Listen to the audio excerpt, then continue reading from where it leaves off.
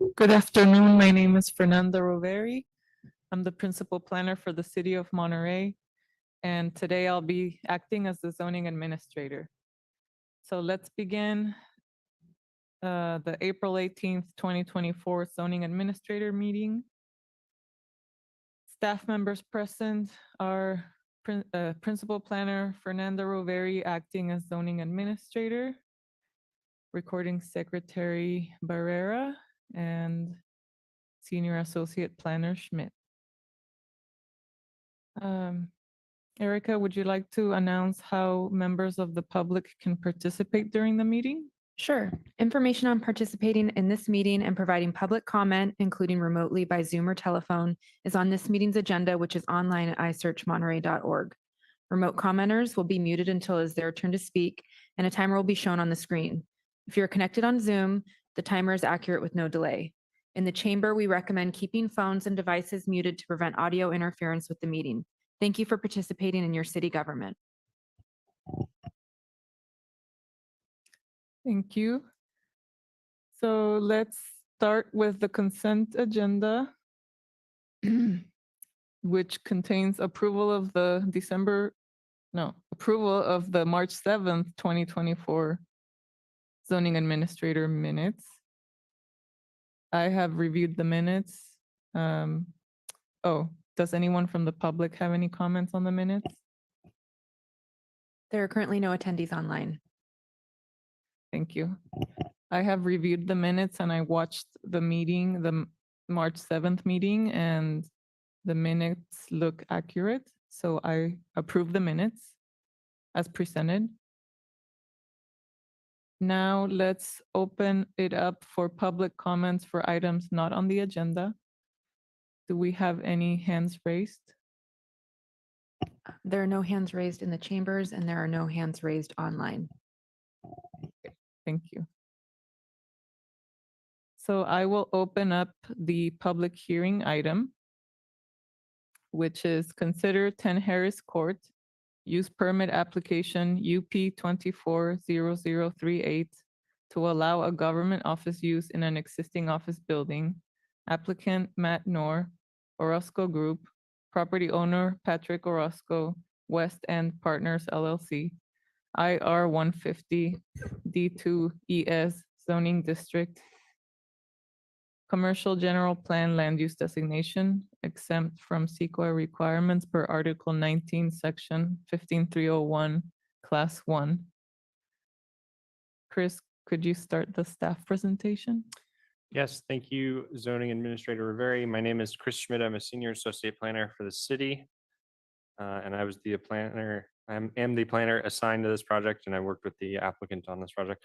So we're looking at a use permit for a government office at 10 Harris Court. The staff recommendation is that the zoning administrator adopt a resolution approving the use permit. Just some background information about the site. This slide shows the zoning district as this is the wrong district. It is the industrial zone, so it's actually zoned IR 150 D2 ES. The D2 is the development control overlay, and ES is the emergency shelter overlay in the industrial zone. So in addition, the commercial general plan designation is actually is commercial, excuse me. So here we see the site. It's in the Ryan Ranch area. It's at the end of Harris Court at a cul-de-sac. And you can see it contains 3 commercial office buildings. And the project location in question is that center building there. That's the building B. And in terms of project description, this project is for a government agency use. The zoning ordinance requires that government agencies be approved by use permit. In this case, the lessee for the use would be the General Services Administration, the federal government agency. And they would occupy the 3,865 square foot existing office space. 14 employees are anticipated. Hours would be from 7 a.m. to 6 p.m. There's no anticipation of deliveries aside from the initial construction, but no operational deliveries or special events. Typical customers or visitors per day would be 3 to 4, so it wouldn't be many per day. And then there are security provisions that are proposed as well: secure entrance, alarm, and cameras. And I'll also mention, in addition to these items, the applicant is proposing tenant improvements within the building, as well as accessibility improvements at the exterior. Here's a site plan that has been included with the exhibit to the resolution, again identifying that building B, the location of the proposed use, and the floor plan for the proposed use. So as you can see, general office, storage, restrooms, conference rooms, interview rooms.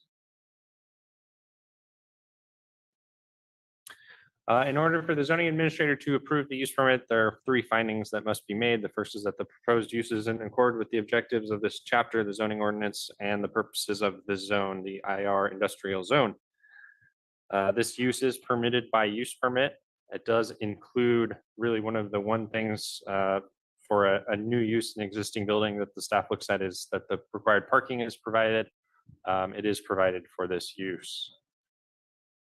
The second finding is that the proposed use and proposed conditions under which it would be operated or maintained will be consistent with the general plan, will not be detrimental to the public health, safety, or welfare of persons residing or working in or adjacent to the neighborhood of such use, and will not be detrimental to the proposed to properties or improvements in the vicinity or to the general welfare of the city.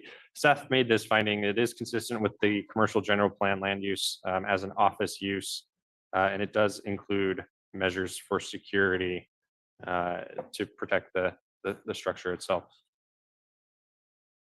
And then lastly, the last finding is that the proposed use will comply with any specific condition required for that use. The standard city conditions apply, mostly the requirement for a building permit and construction hours, essentially. So with that, staff recommends approval of the use permit. I am available for questions. The applicant is here as well. Thanks.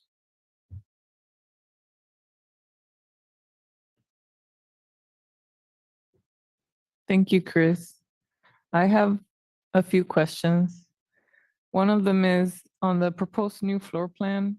Looks like they're gonna be building walls in the interior of the tenant space in front of what looks like windows on the left side. Are they gonna be covering up the windows with walls? I think that's correct, yes. Are they making any changes to the exterior?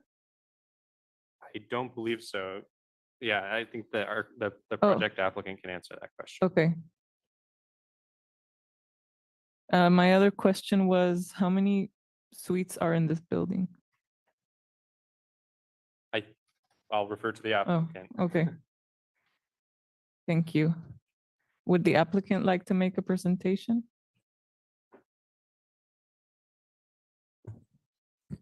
Good afternoon. My name is Matt Knorr with the Orozco Group. Appreciate the opportunity to be here and working with staff.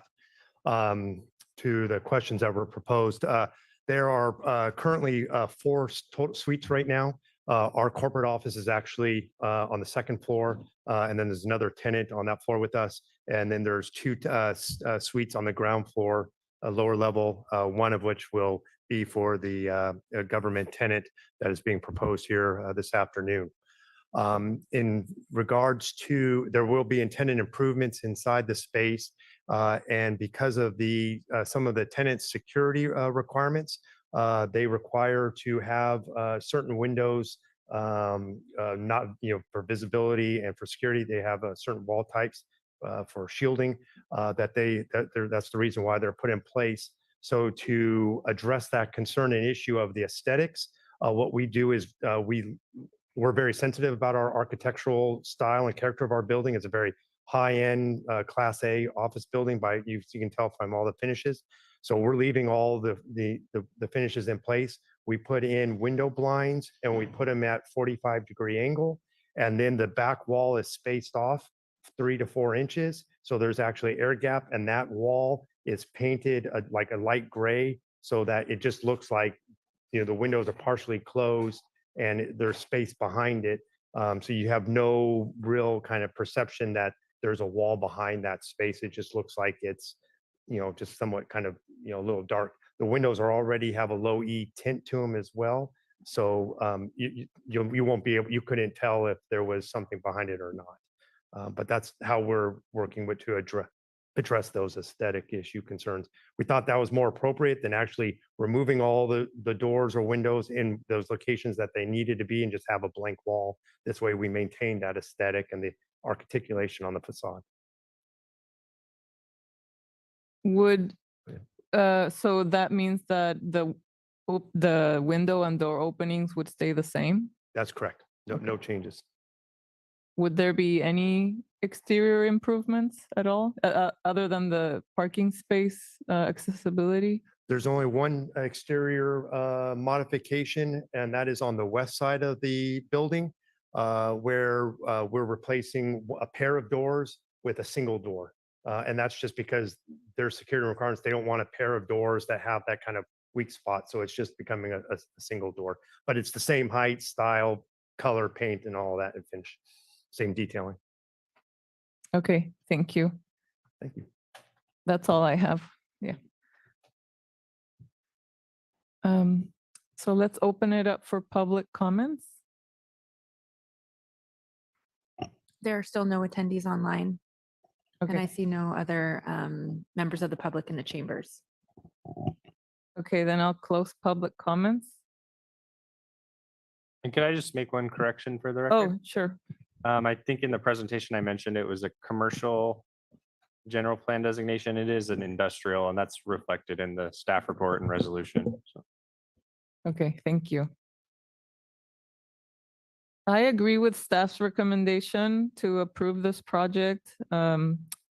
There really doesn't seem that there's going to be any impacts to any of the neighbors or the adjacent properties. All of the improvements, except for the door change, would be in the interior, and the parking is adequate. They meet the parking requirement. The hours of operations are adequate for the zone. And so with that, I only have one change to the resolution on packet page 16, letter F, that this approval will expire 24 months from the date of approval by the City of Monterey zoning administrator instead of ARC. And with that, I approve the project as presented with that change. This decision is appealable to the Planning Commission within 10 days of this action. The forms for appeal are available at the planning office and online. And with that, I close today's zoning administrator meeting.